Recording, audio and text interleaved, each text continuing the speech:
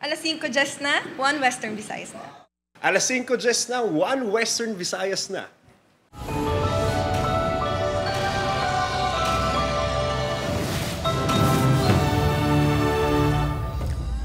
Mga balitang atong tutukan subong nga Biyernes, pila ka mga konsumidor nagakabalaka sa epekto sang malawing nga brownout sa pila ka lugar sa probinsya kag syudad sang Iloilo sining weekend.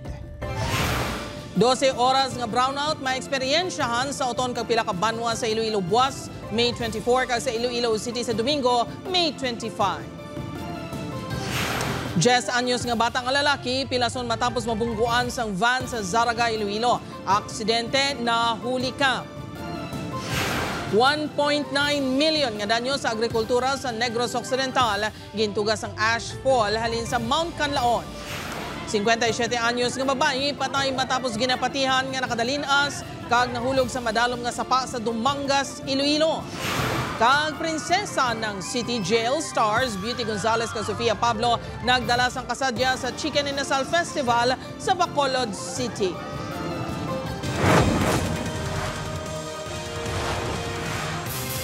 Ini ang GMA Regional TV, 1 Western Visayas.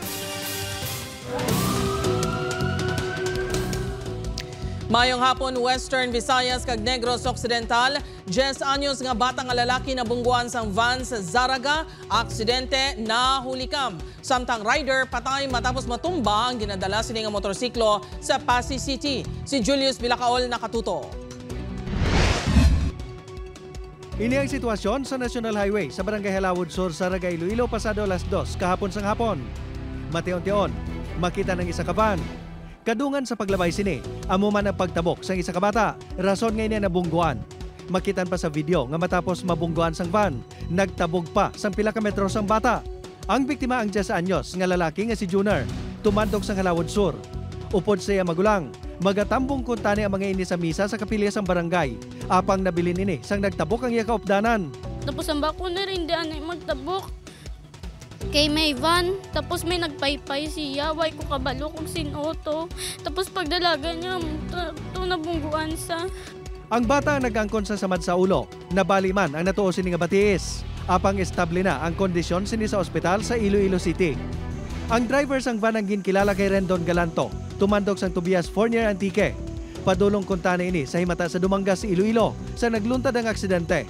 May kasugtana na ini kagang himata sang biktima, ganigin pagwa na sa nag-expire ang reglementary period kay inas ang kaagahon. About sa settlement nila sa ospital, okay man tong driver sang van.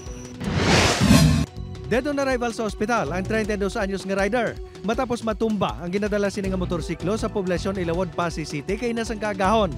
Nagikan sa San Enrique kag padulong sa Pasig City si Elmer Capilio nga tumandok sang Haniway, Iloilo sang ginaaligar nga nakasalawid ang motorsiklo sini sa kable sang internet. May makakita, layo pa. Nagabalang-balang na yun siya nga isi na siya bala, nga motor. And then, gulpila na tumba. Matapos matumba ang motor, nakalampo sa dalan ang dughan sang biktima. May angka si Elmer nga isa ka minor de edad nga nag-angkon sa mga gasgas, apang wala man ini na-confine sa ospital. Upod kay Marvin Lauderes, Julius Bilacaol. 1. Western Visayas. Mga kapuso, 12 oras nga power interruption maeksperyensyahan buwas sa pila ka banwa sa probinsya sa Iloilo. Pero wisyo sini sa palangabuhian kag pagginawi ginareklamo sa mga konsumidor. Si John Sala nakatutok live sa Barangay Pakyad, Oton, Iloilo. John?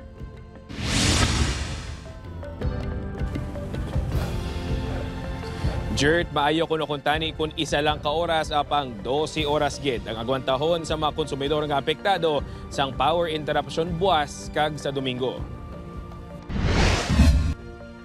Napatay ang asawa ni Tatay Vicente kag sa karon ginahaya diri sa ilang balay sa Banwa sa Oton.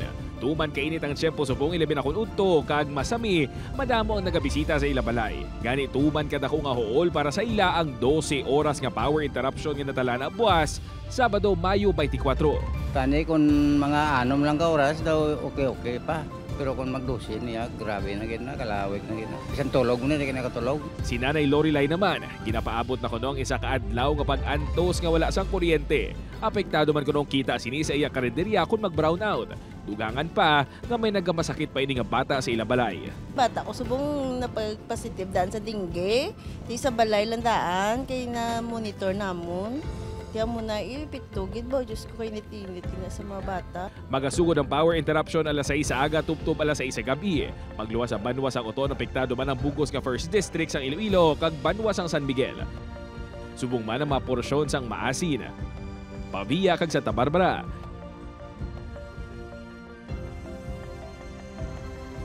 Samtang sa Domingo, Mayo 25, sa idalom sang more power sa mga lugar sa Haro, Mandurriao kag Mega World substations. Suno sa National Grid Corporation of the Philippines, magapatigayon sila sang pag-ili sa mga kahoy nga poste kag maintenance activity sa mga metrohan. Nagaayo man sang paghangop ang NGCP sa publiko. NGCP is constantly making improvements in strides sa aton nga transmission highway para maiwas naton ang mga surprise ang mga power outages nga ginatawag natin nga unscheduled, and to also add sa aton nga mga capacity. Jerd, pasalig naman sa NGCP nga mga maintenance activities nga ilagay na patigayon ang mga konsumidor man ang makabenepisyo kag para ini mas mapaayo pagid ang ila serbisyo. Jerd? Madamo gid nga salamat sa update Kapuso John Sala. Para sa dugang nga mga balita sa Negros kag Panay, mangin kaupod ta si Adrian Prietos. Adrian? Madamong salamat, Jerth. Danyo sa ginbilin sang ashfall matapos naglupok ang Mount Canlaon. Naglabot sa 1.9 million pesos. Yaring balita ang gitutukan na Eileen Pedreso. Masobra isa ka semana nang nag-igad sang naglupok ang Mount Canlaon. Ini ang sitwasyon sa mga tanom nga uta ni Manong Nico. May pila nga wala gid makasalban matapos nagtupa ang ashfall sa iya pananom. Ang mga dahon niya puno na sa ngabo. Ang gina-style namon, ginahugasan lang namon sa tubig para hindi bala malaya. Gina-triman namon, malaya gid, malaya ginasa. Hasta nga mapatay na lang ang tanom. Base sa datos ng Negros Occidental Office of the Provincial Agriculturist, naglabot sa 1.9 million pesos ang danyos nga ginbilin sa ashfall sa sektor sang agrikultura kalabanan diri sa humay kag iban pa nga high-value crops. Isa sa pinaka-apektado ang banwas sang Lakasiliana. Ginatry na muna sila nga ma-check sang ilang mga crop insurance man. Kung may mga product nga hindi affected, ginabuligan man sila namon market at ma-monitor kami na sang price nga hindi saka ang ginapalugyan na naman ng publiko nga likawan anay ang pagkonsumo sa mga pananom nga natapikan sang ashfall. Wala pa na istoryahan kung ano ang bulig ang mahatag sa mga apektado nga mangunguma. Upod Geruel Banggoy, Eileen Pedreso, One Western Visayas. 57 anyos nga babae patay matapos malumos sa sapa sa Dumangas, Iloilo. Samtang 67 anyos nga lalaki nasapuan patay, ginapatihan nga nalumos sa suba sa Isabela, Negros Occidental. Si Julius Bilacaol nakatuto. Ginbululigan sa pila ka residente kag mga himata sini ang pagpangita sa 57 anyos nga si Helen Aquino sa sapa sa Barangay Pulao, Dumangas kahapon sang hapon. Makaligat ang ginabulubanta 30 minutos. Nakita ng lawas sini. Gilayon inigin patakas kag gindapatan sa first aid.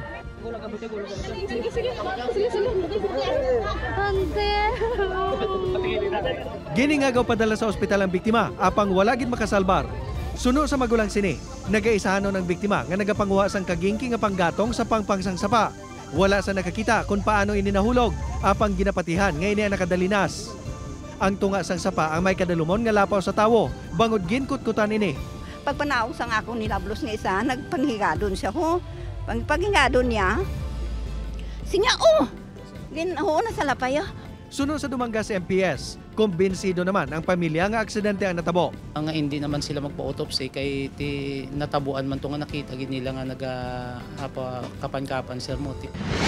Nasapuan na lang nagalutaw sa suba ang bangkay sa 67 anyos nga lalaki nga si Romulo del Carmen sa barangay Kamangkamang sa Isabela, Negros Occidental pasado alas 7 sang gabi sang Mayo 21. Mga residente nga magapangisda kuntani sa lugar ang nakasapo sa biktima. Suno sa Isabela Police, masami nagalagaw-lagaw sa suba ang biktima kag ginapatihan nga nahulog ini kag nalumos. Ang fan-reconstitution niya ng fountain. Mga science na tungan ng habits, rin tungkol sa may edad na siguro na naging markong. Upod kay Marvin Lauderes, Julius Bilacaol, One Western Visayas.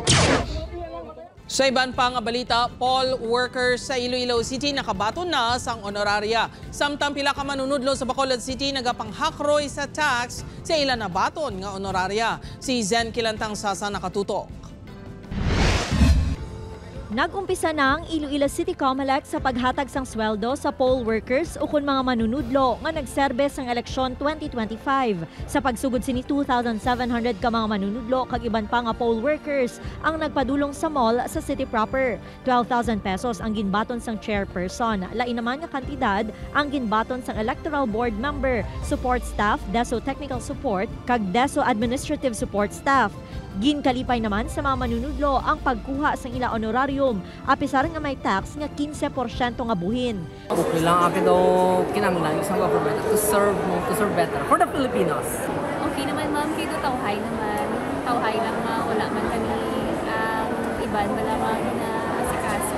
So amo na lang ganyan ako para digba.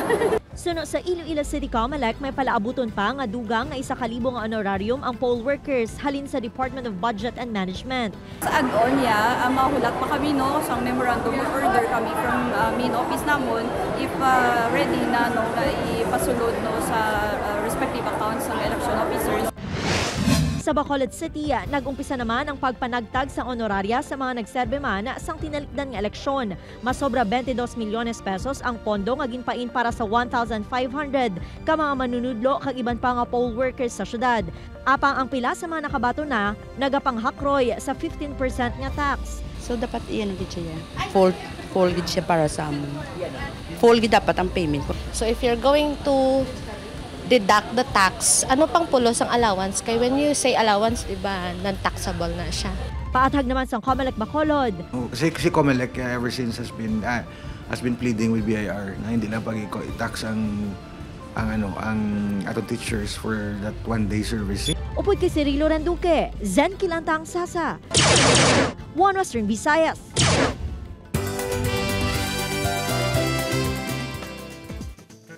Bacolodon fans masadya nga nakibanding kanday Beauty Gonzales kag Sofia Pablo sa 2025 Bacolod Chicken Inasal Festival.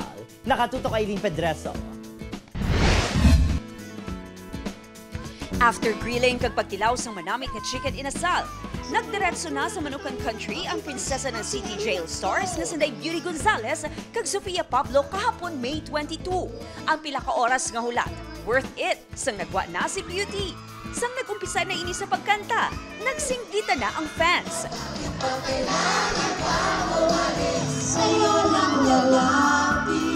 Mas nagwa ng idang energy sang audience sang nakita na si Sofia. Masadya man ini nga nagpalapit sa fans samtang nagakanta.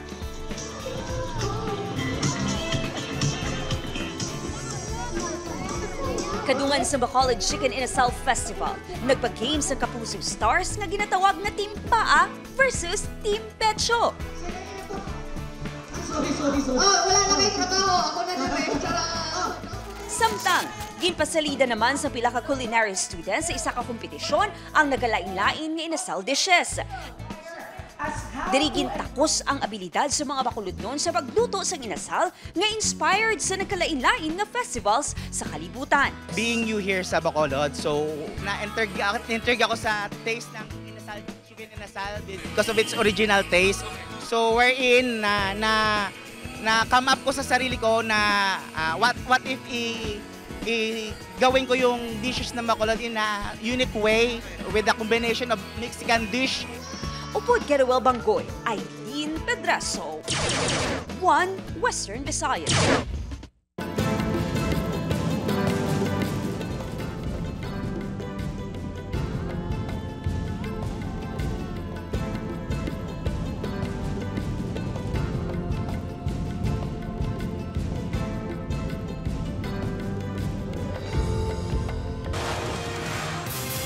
Ini ang GMA Regional TV, One Western Visayas. Rider nga nagtuyong paghimulos sa pasahero sining nga babae sa Oton, Iloilo ginpadala na sang show cause order sang LTO-6. Samtang kasong attempted rape ipasaka sang kapulisan batok sa suspect sa Lunes. Si John Sala nakatuto. Naserbe ng show cause order kay alias Natnat ang rider nga ginatudlo ng tuyo maghimulo sa iya pasahero nga si alias Abi sa barangay Pulo Maestrabita Oton sa Domingo, Mayo 18. Wala na nagpa-interview pa ang tiyo ni alias Natnat apang gintuad sini sa news team nga siya ang nagbaton sang show cause order. Ginpadulungan kay na sang aga sa mga personnel sang LTO6 ang Ilabalay. Ang criminal liability is a separate thing from the administrative aspect. Kami administrative aspect lang. So magambal kita ng administrative aspect, it only covers to the extent sang iya lang yung pag-issuean sang license. Hatagan sa 5 kaadlaw si alias Natnat nga maghatag sang sabat sa show cause order sang LTO. Suno sa tiyo sang sospek, Abril 27 pa sang ulihi nga nagpauli sa ilang balay diri sa barangay Botong Oton si Natnat kagang iya-asawa. Dugang pa sini sa syudad sang Iloilo na nagapauli ang sospek sa ginarentahan sini nga boarding house. Kagabi nagpadulong sa Oton Municipal Police Station si alias Abi agon mag-execute sa iya affidavit na tuhoy sa natabo kag maghatag sa mga dokumento nga gamiton sa pag-file sang kaso sa Lunes. Gusto ko nga ba dako? Tani suko na lang siya. Tubangon niya lang. Kasong attempted rape ang igapasaka ang reklamo batok sa sospek. Na-submit niya naman ang results ng psychological evaluation naging conduct sa iya. Pero ang pinaka-importante gid ang iya statement. Ang sworn statement yung kuha sa iya. Upood kay Hans Desierto, John Sala. 1 Western Visayas. Mga kapuso, ginpasakaan sa GMA Network ang kaso nga estafa ang mga opisyal sa Television and Production Exponents Incorporated o kung tape bangod sa ginapahayag misappropriation of funds nga naglabot sa kapin 38 million pesos. Ang kaso nga estafa with abuse of confidence gin-file sa Quezon City Office of the City Prosecutor batok sa tape executives nga sanday Romeo Haloshos Jr., Romeo Haloshos Sr., Seth Frederick Bullet Haloshos, Malu Chowa Fagar, Micaela Magtoto, kag Zenaida Buenavista. Nagugat ang reklamo sa kapaslawan sa mga respondent nga i-remit ang nakolekta nila nga advertising revenues nga nakapain na dapat sa GMA Network sa idalom sa isa ka 2023 assignment agreement. Sunod sa GMA Network, ginlapas ang tape ang kasultanan sang gingamit sini ang kwarta para sa ilang operational expenses sa baylo nga isaylo sa GMA. Dugang sa GMA Network nagpasaka inis ang kaso para mapanabat ang mga opisyal kag mabawi ang misappropriated amount. Sunod sa legal counsel sa Tape Incorporated nga si Attorney Maggie Abraham Garduque, wala pa sila sang pahayag bangod wala pa sila sang nakuha nga kopya sang reklamo.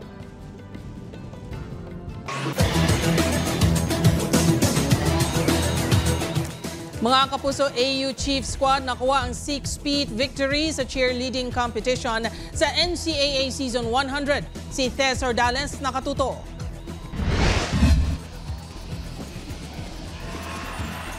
Nanging matahalaw-tawad. Ang routine sang kada isa sa siyam ka mga eskwelahan nga nagpasakop sa NCAA Season 100 cheerleading competition kahapon sa Pasay City. Sa kada stunt kag cheer, makita kung paano ginpreparahan sang squad sa ilang performances. Ginbantayan kung madepensahan balas ang AU Chief Squad sa Arellano University ang ilang titulo. Apang sa ulihi, Arellano University gihapon ang cheerleading champion sa makasaysayan nga 6-peat win. I-expect ako na kayang-kaya pa rin namin mag-champion dahil sa skills and difficulty ng mga ginawa namin. Pero kanina syempre, naging hopeless ako kasi nagkaroon din kami ng error eh. Pero siguro nga, tumaas pa rin yung scores namin dahil nga sa difficulty na ginawa namin. So team ko, thank you so much. Especially sa sacrifice nila, sa pag-intindi nila. Magapauli sila sa 100,000 pesos na cash prize. First runner-up liwat ang Altas Perf Squad sa University Perpetual Help System Delta na magapauli sa 75,000 pesos cash prize. Second runner-up ang Letran Cheering Squad with 50,000 pesos cash prize. Nagserbe bilang panel of judges ang mga distinguished cheerleading coaches and judges hindi lang sa Pilipinas kundi sa international teams and cheerleading associations. The cheerleaders are always present during competitions. Mapa basketball, volleyball, badminton, lahat yan, nandun sila because they're the ones who drum up interest and provide extra oomph when it comes to the competition. So this is their ultimate showcase. That's why it's very important. Nagtambong man sa NCAA Season 1 Red Cheerleading Competition si Senior Vice President and Head of GMA Integrated News Regional TV and Synergy, Oliver Victor B. Amoroso, kaupo ng Bogus Management Committee sa NCAA. Tess or Dallas? One Western Visayas. Ini ang GMA Regional TV, One Western Visayas.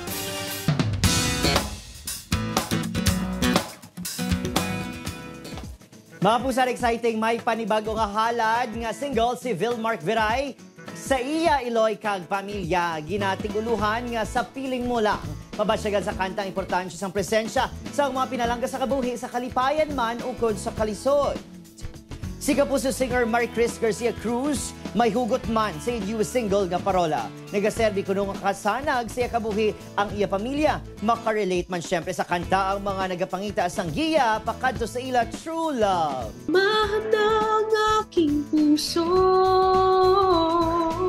lumipas ang dilim, liwanag ay nagmula sa'yo. Sa piling mo lang matatahimik, sa'yo lang lalapit, sa'yo lang kakapit. Tanging ikaw nais na makamit.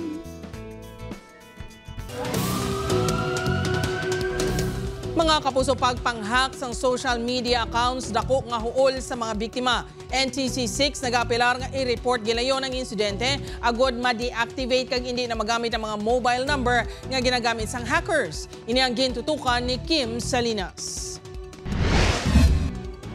Ginkatingala sang 46 anyos nga residente sang barangay Ungkaharo sang gulpiada nga hindi na niya mabuksan ang iya Facebook account sang Pebrero 13 sang aga. Natukiban ni Ron niya nahak nagali ang iya account. Sunod sa iya, lapit 8,000 pesos ang napadala sang iya mga biyan sa hacker.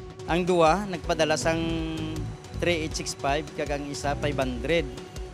Igo nila ko gin-message, nakapadala na sila galing ginpadala nila lain nga tao. Importante sa obra sang 32 anyos nga babae ang iya Facebook account. Gani isang ginhack ang iya account. Tuman ang paglalain sini. Sunod sa iya, naghatag ni sang iya number sa iya Facebook friend antes nahak ang iya account.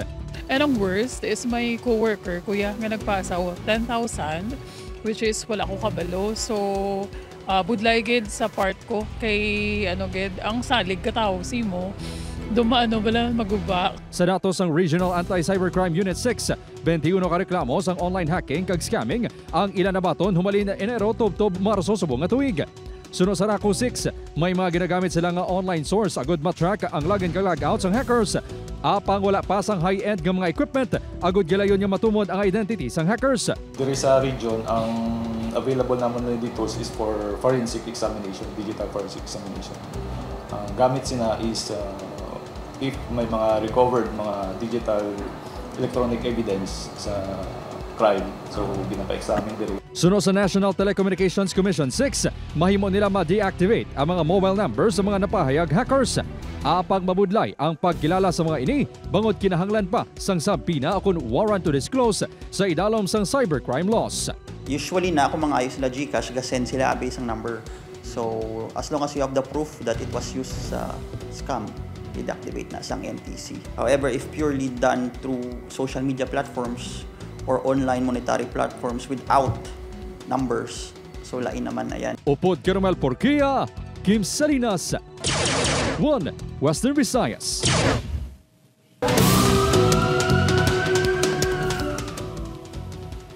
India National nga nagmaneho sa salakyan nga nagbunggo sa mga nagaprosesyon sa Barangay Alangilan, nagpadulong sa kapulisan kag nagpiyansa. Garing balita. Pilakadlaw matapos kindagdag ang warrant of arrest sa kaso ng reckless imprudence resulting to homicide. Multiple injuries kag damage to property sang May 16, nagpadulong sa Police Station 5 ang Indian National nga si Jarpreet Singh sang Mayo 21. Nag-surrendered because may ara sa warrant of arrest kag may bail siya sir nga 500,000.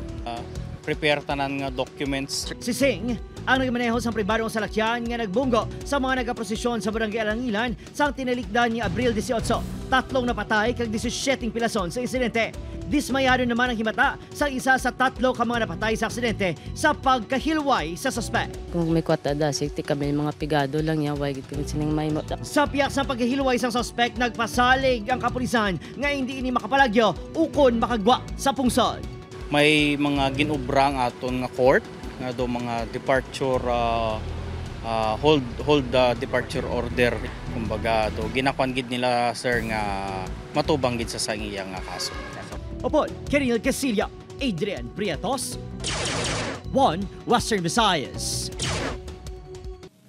Mga puso, nag-umpisa na ang proof of purchase promos ng GMA. Ang kapuso Big Time Panalo Season 3 o po ng mga bago nga nagahatag sang Big Time pa premyo nga sanday Kuya Kim kag Mikey Quintos. Mga manugbakal kag sari-sari store owners ang pwede magpadala sang entries kag may chance nga magdaog sang temprano nga pamaskwa.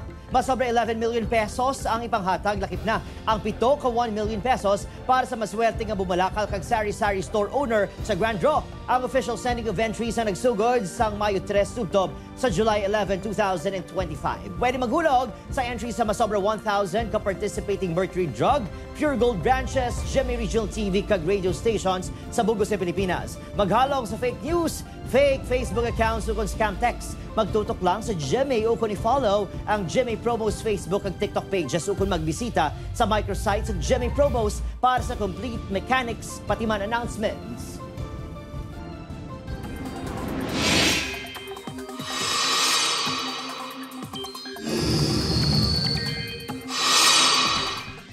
Mga kapuso, nagkalain-laing nga weather system sa gihapon ang mag-aapekto sa pungsod kag magadala sa mapaang nga tiyempo nga may tsansa sang ulan.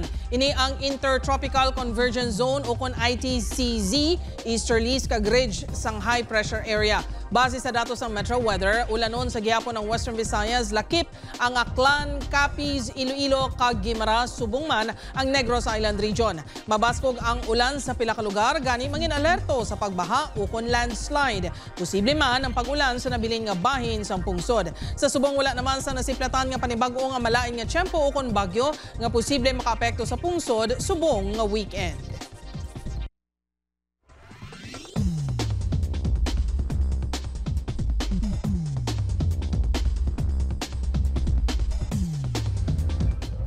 Sa aton mga kapuso diri sa Western Visayas kag Negros Occidental, subong man sa aton mga kapuso abroad, madamo gid nga salamat sa pagtutok. Mag-isa kita kaghibalo ng mga balita tungod local news matters. Ako si Gertrude Charlatan, ini ang 1 Western Visayas, bugos nga puwersa para sa mas dako nga misyon kag mas masangkad nga pagserbisyo sa pungsod.